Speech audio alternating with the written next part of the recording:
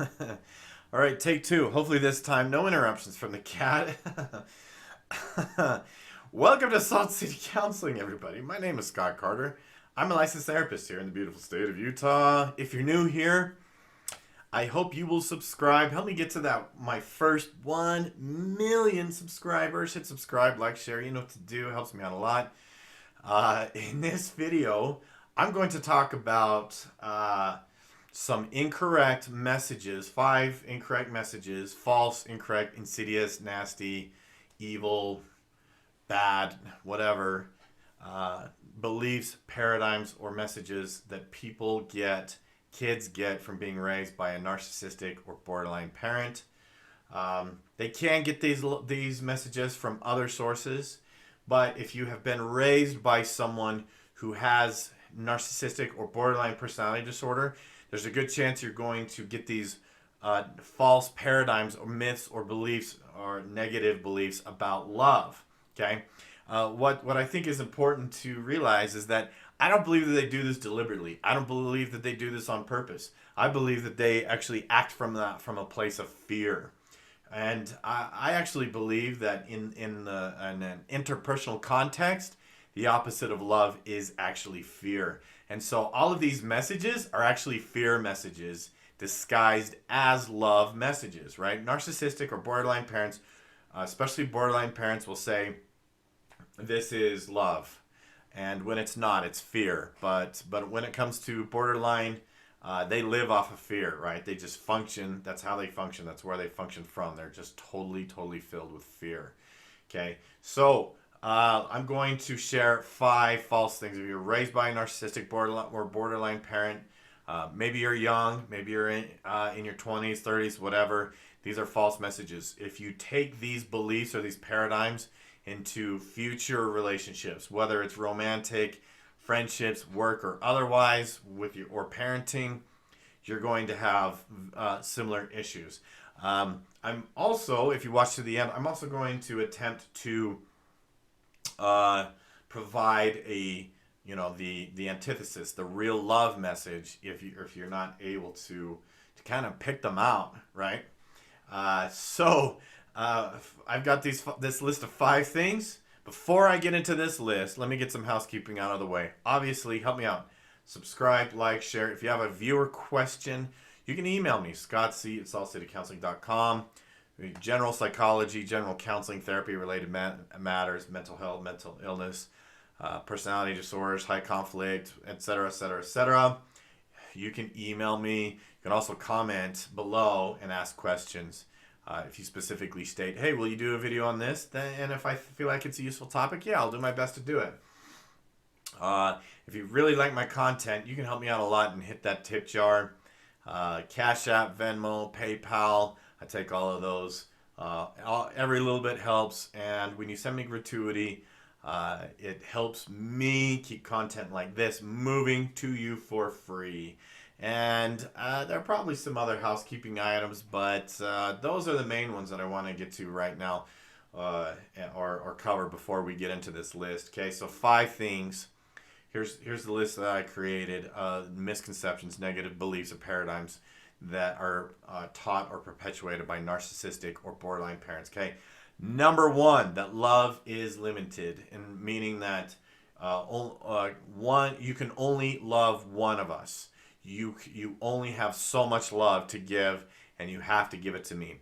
There's a major scarcity mentality that there's not enough love to give out. And the reason why I believe that they do this, by the way, is because they've probably had too many instances in their life where they perceive that when they have given what they believe is love, it has resulted in pain. There's a good chance, by the way, that it's resulted in pain because they've come from that place of fear. And they may actually be causing harm, and that comes back to them, and they think, see what happens when you love?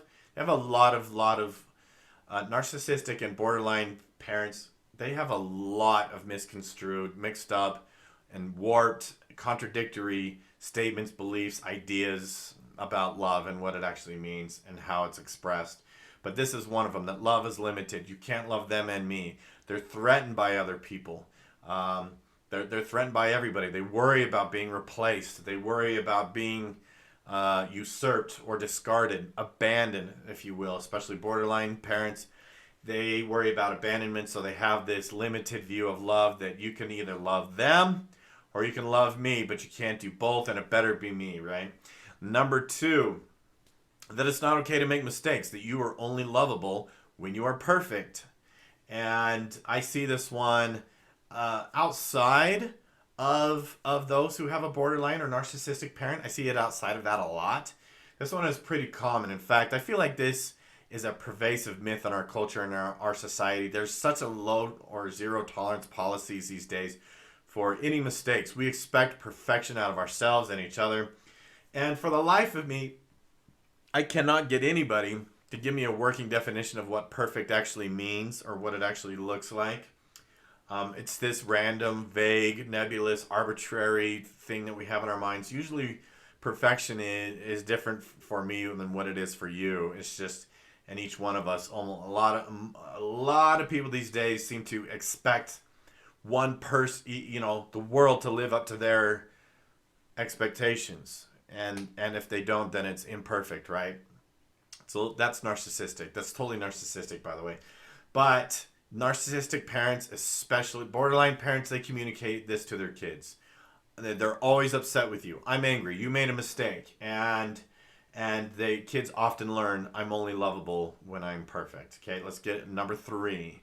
This is an interesting one. I've seen this one a lot. I've heard this one especially from people who have older narcissistic or borderline parents. This is a trait that I've heard from people in their 30s or whatever, their 20s, that they've grown up, they're adults, and they have a narcissistic or borderline parent. But that is that love keeps score. Okay, narcissistic or borderline parents, they're keeping tick marks of things that they do for you, and you're paying for it later. I've heard a lot of people say, like, I don't want them to do anything for me. I don't want anything from them because I know later they're going to hold me to it. They're going to hold my feet to the fire.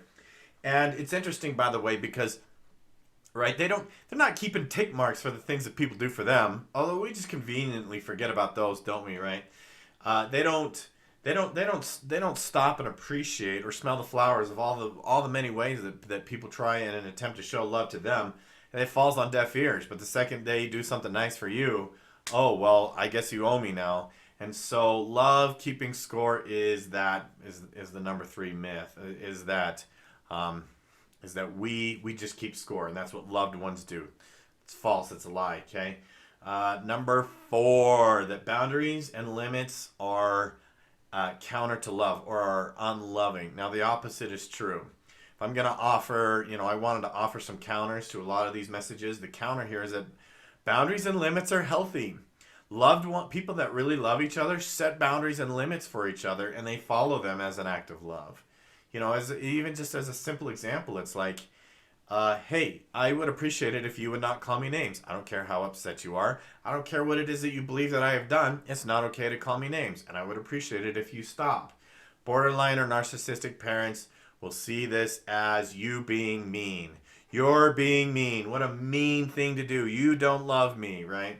And this is unfortunate because if they really understood love, they would understand that boundaries and limits are unloving. But, when I think of a borderline parent, if you say, hey, this behavior is unacceptable, I want us to have a good relationship and I would like for you to stop, what they hear is, you're bad, you're evil, and then they're upset with you because you have been mean to them, right? And not all of them. Some of them will try to hear you, but man, they can really get triggered, and then it's game over. Number five. This one is kind of similar to the second one, but love has to be earned. You have to earn my love. You don't just get it automatically. It doesn't matter how old you are. It doesn't matter if you're a kid. It doesn't matter if you're a baby. You have to earn my love. In fact, I've heard more than enough borderline moms say they had children or they had a baby so that they would have someone to love them. Okay, babies aren't loving, folks. And honestly, when it comes to borderline, if they get that in their head that I need to have a baby so that someone will love me, there's not a whole lot you can do to change their mind. And I've seen them have kid after kid, and each one is treated like, well, hopefully this one will won't be such a screw up, and this one will do a better job of loving me than the rest of you. It's so unfortunate. It's just they need to get it in their heads that, hey, kids are needy. You don't, if you're having kids expecting to be loved, you're going to be mighty disappointed. But unfortunately, kids grow up believing I don't deserve love. I have to earn it. And so they end up just being as small as humanly possible because, or they try to play small. They feel small because they feel like they are taking up space when they shouldn't, and that they are undeserving of love. Okay, so those are the 5 things. Okay, I'm going to go through these and try to offer some counter ideas. Okay, first off is love is limited, and obviously it's not. Real love is not fear-based. I really believe that the opposite of love is fear. And if love comes from the place of love, there's enough to go around. It's like kindness, for example. Some people see kindness and being kind to people is almost like a finite resource. There's only so much to give, when that's not true. You can always be kind. Okay? It's not okay to make mistakes. I'm gonna couple this one with the last one, which is love has to be earned, and that is that you are lovable exactly how you are. You deserve love exactly how you are. You don't have to earn it. It's okay to be imperfect. You are lovable even though you're not perfect. And I know I already talked about boundaries, but the last one, love keeping score. Obviously, the counter to this is that we are abundant with each other. We just give abundantly without keeping score. Well, I did something nice for you. We don't tally up. By the way, we kind of see this in married couples, like as a therapist. Married couples, like, they hold grudges. Hey, remember that time that you did something mean or bad? I'm keeping score. Keeping score generates resentment every single time. Drop it. Just drop it. So there you go.